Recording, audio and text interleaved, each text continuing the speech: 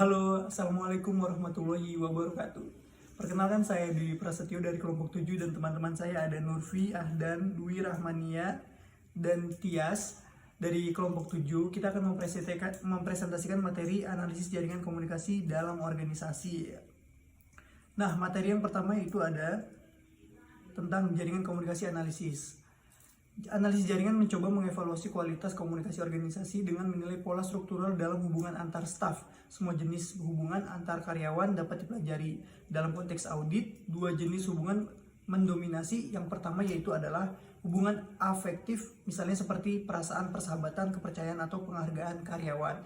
Kemudian yang kedua ada berbagai jenis hubungan pertukaran informasi. Analisis jaringan ini telah menjadi alat penelitian penting dalam ilmu sosial, digunakan untuk menjawab berbagai pertanyaan penelitian baik di dalam organisasi maupun juga di luar organisasi. Kemudian ada analisis jaringan dan audit komunikasi. Setiap organisasi dapat dilihat sebagai kombinasi jaringan yang kompleks. Ada struktural organisasi formal yang menentukan posisi individu dan unit organisasi formal yang menentukan siapa dalam organisasi harus berinteraksi dengan siapa. Dalam berbagai hal, sering waktu struktural formal organisasi menjadi semakin kompleks, dan ketika perusahaan bergabung, semakin banyak tantangan ditempatkan pada jaringan organisasi. Analisis jaringan dalam audit komunikasi berfokus pada setidaknya ada 3 jenis komunikasi yang berbeda. Yang pertama itu ada jaringan strategis, yaitu hubungan pertukaran informasi mengenai kebijakan organisasi dan pengambilan keputusan. Kemudian ada jaringan operasional, yaitu hubungan pertukaran informasi mengenai rutinitas kerja sehari-hari. Kemudian ada jaringan pribadi, persahabatan, dan interaksi pribadi dalam organisasi. Masing-masing dari ketiga jaringan ini berfokus pada aspek komunikasi organisasi yang berbeda. Dan perbandingan karakteristik dari ketiga jaringan seringkali sangat informatif. Kemudian ada pengumpulan data untuk analisis jaringan. 4 teknik pengumpulan data yang sering digunakan untuk memetakan jaringan komunikasi yaitu adalah pertanyaan sosiometri, observasi, teknik dunia kecil, dan analisis arsip.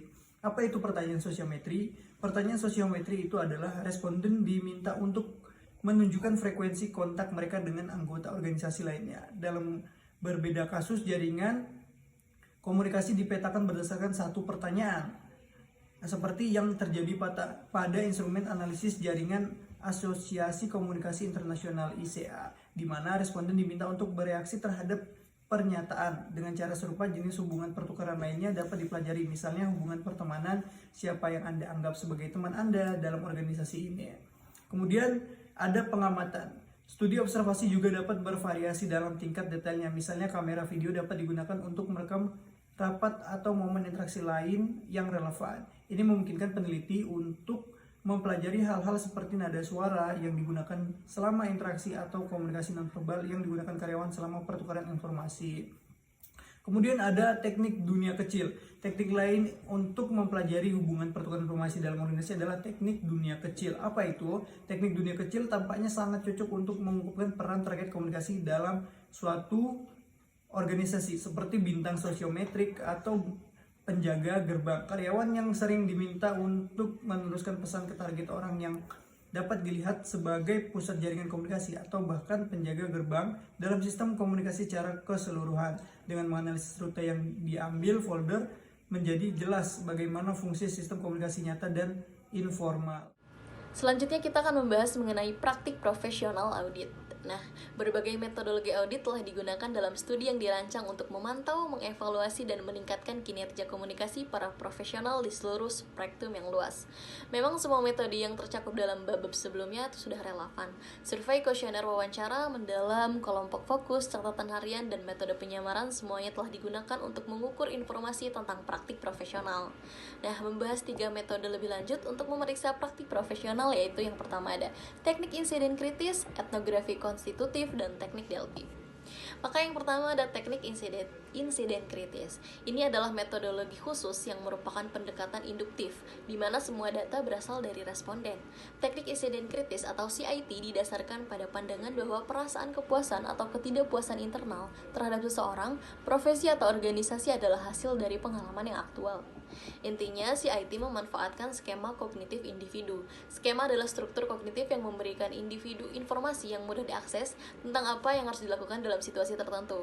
Skema dibangun dan dikembangkan dari waktu ke waktu sebagai hasil dari peningkatan pengalaman situasi. Jadi pada masa ini kita telah merumuskan skema untuk berbagai macam situasi. Contohnya itu seperti makan di restoran, menginap di hotel, menyapa teman, dan sebagainya. Skema ini memungkinkan kita untuk berperilaku tanpa berpikir. Maka kesimpulan dari kegunaan analisis jaringan sebagai alat audit komunikasi menunjukkan bahwa metode pengumpulan data seperti pertanyaan sosiometrik, observasi, teknik dunia kecil, dan analisis arsip merupakan sumber informasi yang berguna dengan kekuatan dan kelemahannya masing-masing. Nah, dalam audit komunikasi, berbagai jenis tindakan jaringan serta visualisasi jaringan komunikasi dapat membantu mendeteksi dan mendiagnosis masalah komunikasi dalam organisasi. Selain itu, analisis jaringan juga memiliki 3 fungsi.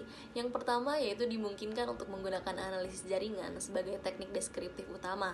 Metode tersebut kemudian digunakan untuk memberikan gambaran tentang cara orang berkomunikasi dalam organisasi, namun tidak harus mengarah pada pendeteksian masalah itu sendiri.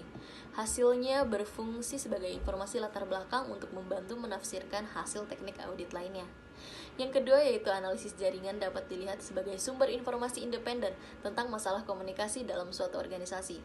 Meskipun penerjemahan data jaringan ke dalam deteksi masalah tidak selalu mudah, terkadang dapat untuk mendeteksi dan mendiagnosis masalah komunikasi berdasarkan analisis jaringan saja.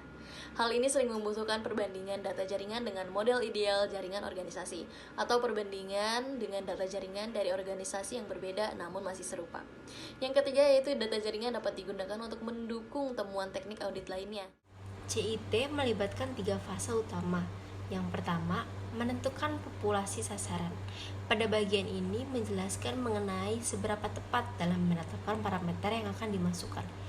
Selanjutnya yang kedua, ada memperoleh deskripsi insiden, di mana pada bagian ini dalam memperoleh laporan insiden diperlukan adanya 2 faktor, yaitu total insiden yang digunakan dan juga metode yang akan digunakan. Sesuai dengan kata dari Chaos tahun 1988 mencatat bahwa praktik yang biasa dilakukan adalah mencari perlindungan dalam sejumlah besar insiden. Yang ketiga ada mengidentifikasi kompetensi, di mana tahap ini merupakan tahapan yang penting karena melibatkan analisis konten untuk mengubah data yang diperoleh menjadi kompetensi terpisah yang dapat dibedakan. Metode CIT merupakan metode yang sederhana namun kuat. Tujuan dari studi penelitian ini cukup bervariasi. Contohnya yaitu untuk mengidentifikasi keterampilan penanganan konflik dan mediasi yang efektif yang digunakan oleh manajer layanan kesehatan untuk menangani perselisihan di lingkungan rumah sakit. Terdapat pada Chrysalis al. tahun 2002. Selanjutnya, metode C ini dapat digunakan juga untuk mengaudit publik eksternal, contohnya seperti temuan dampak pengalaman belanja negatif dan juga positif pada pelanggan di sektor retail, terdapat pada buku Wong dan Sohal tahun 2003. Materi selanjutnya itu dalam penggunaan teknik insiden kritis dalam sebuah organisasi. Nah, bagian ini tuh merupakan bagian yang sangat dihormati karena menggunakan alat audit yang sangat berharga. Nama dari insiden kritis ini saat ini berubah menjadi pengalaman komunikasi, di mana metode ini digunakan untuk memberikan kebebasan kepada para responden untuk memilih contoh apa yang ingin mereka lakukan. Waktu dan tenaga. Seperti kebanyakan teknik kualitatif, metode CIT bisa sangat menuntut. Jika wawancara digunakan, ini sendiri akan memakan waktu. Model positif. Karena CIT meminta contoh komunikasi yang efektif dan tidak efektif, CIT mengidentifikasi dan menerangi praktik terbaik yang ada. Selanjutnya, etnografi konstitutif. Istilah etnografi konstitutif pertama kali diciptakan oleh Meehan. Etnografi konstitutif mensyaratkan bahwa 3 kriteria harus dipenuhi. Yang pertama, organisasi yang dijelaskan oleh peneliti harus menjadi organisasi yang digunakan oleh para partisipan. Kedua, analisis harus dapat diambil dari bahan. Dan ketiga, misalnya analisisnya harus menyeluruh. Rekaman video. Di Inggris, Kode Etik Market Research Society menyatakan bahwa konsumen tidak boleh difilmkan kecuali mereka berada di lokasi di mana mereka dapat diharapkan untuk dilihat atau didengar. Meskipun demikian, dan terutama dalam studi penelitian, Dowrick menyoroti pentingnya persetujuan dalam penggunaan video. Selanjutnya, etnografi konstitutif dalam praktiknya. Setelah rekaman diperoleh, Para profesional kemudian menganalisisnya secara mendalam, baik secara individu maupun kelompok, untuk mengidentifikasi dan mendeskripsikannya konstituen kinerja yang efektif dan tidak efektif. Pola analisis melibatkan pembangunan dari pendapat dan analisis individu hingga berbagai kelompok dan penyatuan pengetahuan. Hal ini menghasilkan perincian akhir dari perilaku verbal dan nonverbal yang dianggap penting untuk komunikasi profesional yang efektif.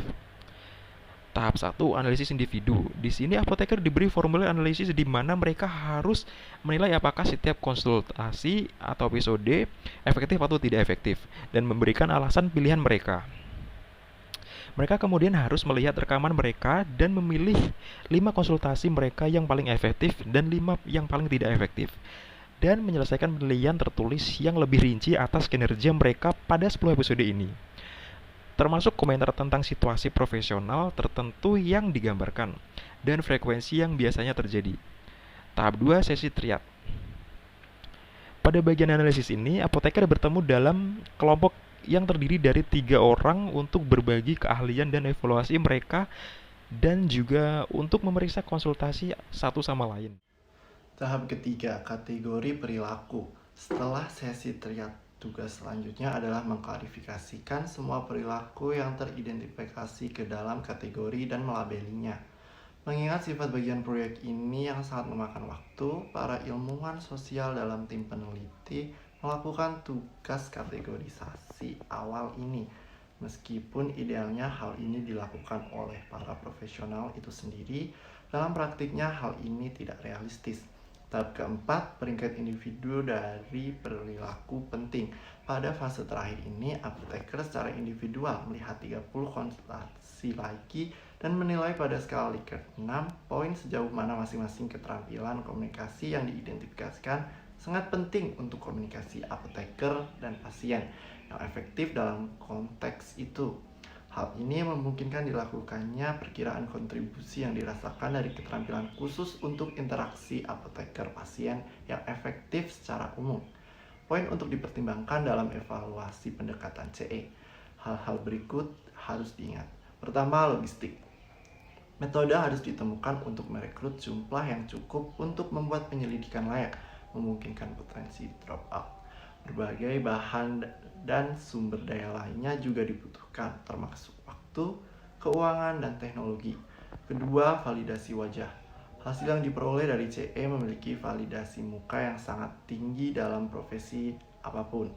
Namun, hal ini terbuka untuk kritik bahwa analisis tersebut dilakukan oleh orang luar, sehingga tidak memiliki pandangan orang dalam tentang apa yang terjadi, dan karena itu interpretasinya menjadi kurang relevan. Selanjutnya, generalisasi. Dalam membahas masalah ini terkait perekrutan apoteker komunitas dalam studi mereka, Hergy et al. Mengakui bahwa salah satu masalah tersulit yang dihadapi adalah rekrutmen sampel apoteker. Karena partisipasi mengharuskan tim peneliti untuk merekam video semua interaksi mereka selama periode tertentu, dan kemudian akan memerlukan komitmen waktu yang substansial untuk analisis selanjutnya. Selanjutnya, keahlian. Jika memungkinkan, upaya harus dilakukan untuk mengidentifikasi profesional ahli dan juga untuk mempertimbangkan bidang subkeahlian khusus dalam rekrut sampel dalam studi mereka. Adam et al. Meminta fisioterapis senior untuk menormalisasikan terapis ahli dalam bidang spesialis neurologi, kebidanan, rawat jalan, dan pediatri yang menurut mereka harus disertakan. Kemampuan analisis kritik lain adalah bahwa para profesional mungkin tidak memiliki keterampilan yang diperlukan untuk melakukan evaluasi yang berarti atas perilaku mereka sendiri dan mereka kolegial. Di sini peran ilmu sosial sangat penting. Pelatih dan pembimbing mungkin diperlukan pada berbagai tahap, dan agar kemajuan setiap peserta harus dipantau secara berkelanjutan. Sifat yang berpusat pada profesional perspektif klien tidak benar-benar diperhitungkan dalam CE. Sementara para profesional mungkin diminta untuk mempertimbangkan perspektif ini. Ini berarti bahwa untuk mendapatkan gambaran lengkap tentang komunikasi profesional klien, pendekatan audit lainnya seperti wawancara klien, kelompok fokus, survei, kuesioner, dan lain-lain.